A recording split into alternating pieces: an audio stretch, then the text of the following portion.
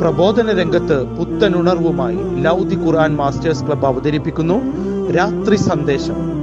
എന്നും രാത്രി 9 മണിക്ക് യൂട്യൂബിലൂടെ പ്രസംഗ പരിശീലന കളരിയിലെ പഠിതാക്കൾ നിങ്ങൾക്കായി ഒരുക്കുന്നു. കേൾക്കുക, പ്രബുദ്ധരാവുക, മറ്റുള്ളവരിലേക്ക് എത്തിക്കുക.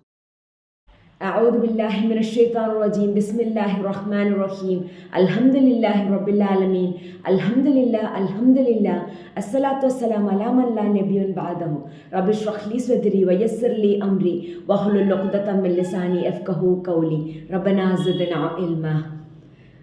എൻ്റെ ശബ്ദം ശ്രവിക്കുന്ന മാന്യ ശ്രോതാക്കളെ, അസ്സലാമു അലൈക്കും വറഹ്മത്തുള്ളാഹി വബറകാതുഹു. ഈ ലോകത്ത് ജീവിച്ച് മരിക്കുന്ന ഓരോ വ്യക്തിയും ആഗ്രഹിക്കുന്നത് ഏറ്റവും സൗഭാഗ്യപൂർണമായ സന്തോഷകരമായ ഒരു ജീവിതം നയിക്കുവാനാണ്. എന്നാൽ ഓരോ വ്യക്തിത്വത്തിലും ഓരോ വ്യക്തികളിലും ആ സൗഭാഗ്യപൂർണമായ ജീവിതത്തിൻ്റെ അതിൻ്റെ വ്യാഖ്യാനം പലതാണ്, അല്ലേ? സാധാരണ ഒരു വ്യക്തിക്ക് ധാരാളം സമ്പാദ്യം സമ്പാദിക്കുക, പേര് നേടുക, പ്രശസ്തി നേടുക, ഇതെല്ലാമായിരിക്കും അവൻ്റെ മനസ്സിൽ ഒരു സൗഭാഗ്യപൂർണമായ ജീവിതം. എന്നാൽ ഒരു യഥാർത്ഥ വിശ്വാസിക്ക് അവൻ എങ്ങനെയായിരിക്കും ഏറ്റവും സൗഭാഗ്യപൂർണമായ ഒരു ജീവിതം? വിശുദ്ധ ഖുർആനിലെ സൂറത്ത് ദാരിയാത്തിൽ 56-ാമത്തെ ആയത്തിലൂടെ അള്ളാഹു പറയുന്നുണ്ട്, വമാ ഖലഖ്തുൽ ജിന്ന വൽ ഇൻസ ഇല്ലാ ലിയഅ്ബുദൂൻ. അള്ളാഹുവിനെ ആരാധിക്കുവാൻ വേണ്ടിയിട്ടല്ലാതെ ജിന്നുകളെയും മനുഷ്യരെയും സൃഷ്ടിച്ചിട്ടില്ല എന്നാണ്. അപ്പോൾ ഒരു യഥാർത്ഥ വിശ്വാസിക്ക് അള്ളാഹുവിനെ ആരാധിക്കുന്നതിലൂടെ മാത്രമാണ് ഒരു സൗഭാഗ്യപൂർണമായ ജീവിതം ലഭിക്കുക.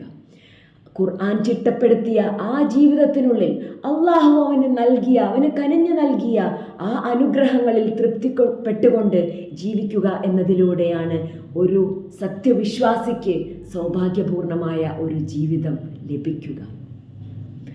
ഷെയ്ഖ് ഉമൈർ ബിൻ റളിയല്ലാഹു അൻഹു പറയുന്നുണ്ട്, ദുനിയാവിലെ ഏറ്റവും അധികം കാര്യങ്ങളിൽ നീ വിജയിക്കുക എന്നതല്ല യഥാർത്ഥ വിജയം, എന്നാൽ നീ നരകത്തിൽ നിന്ന് അകറ്റപ്പെടുകയും ചെയ്യുക എന്നതാണ് യഥാർത്ഥ വിജയം. തീർച്ചയായിട്ടും ആ നരകത്തെ തൊട്ട് കാത്തുരക്ഷിക്കാനുള്ള പ്രവർത്തനങ്ങളിലൂടെയാണ് നമുക്ക് സൗഭാഗ്യപൂർണമായ ഒരു ജീവിതം ലഭ്യമാവുക. നബി സല്ലല്ലാഹു അലൈഹി വസല്ലമ ഒരിക്കൽ പറഞ്ഞിട്ടുണ്ട്, എനിക്കും ദുനിയാവിനുമിടയിൽ എന്താണ്?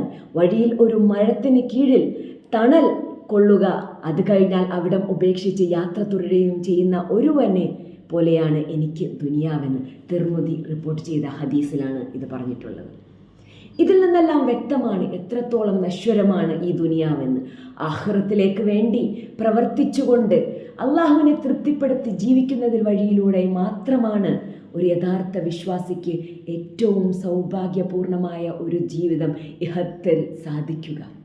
നമുക്ക് റബ്ബ് തന്നിട്ടുള്ള ആ അനുഗ്രഹങ്ങളിൽ തൃപ്തിപ്പെട്ടുകൊണ്ട് അവനെ മാത്രം ആരാധിച്ചുകൊണ്ട് അവനെ സ്തുതിച്ചുകൊണ്ട് അവനെ പ്രകീർത്തിച്ചുകൊണ്ട് ജീവിക്കാനുള്ള ഒരു മനസ്സ് നമുക്ക് ലഭിച്ചാൽ സൗഭാഗ്യപൂർണമായ ജീവിതം അവിടെ ലഭ്യമാണ്.